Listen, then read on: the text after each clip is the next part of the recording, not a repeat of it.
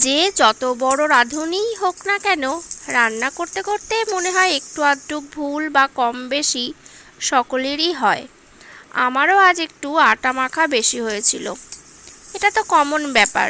সাত পাঁচ না ভেবে দুপুরে খাবার শেষে একটা আলু আর দুটো ডিম সিদ্ধ করে রেখেছিলাম। এমনিতে তো সারাদিন পর সন্ধ্যাবেলা আর কিছু বানাতে মন চায় না। যদি একটু কাজটা এগিয়ে রাখা যায় তো সুবিধাই হয়। তাছাড়া ছেলে মেয়েদের জ্বালাতনে বাড়িতে কিছু বানাও, না হয় অর্ডার করো।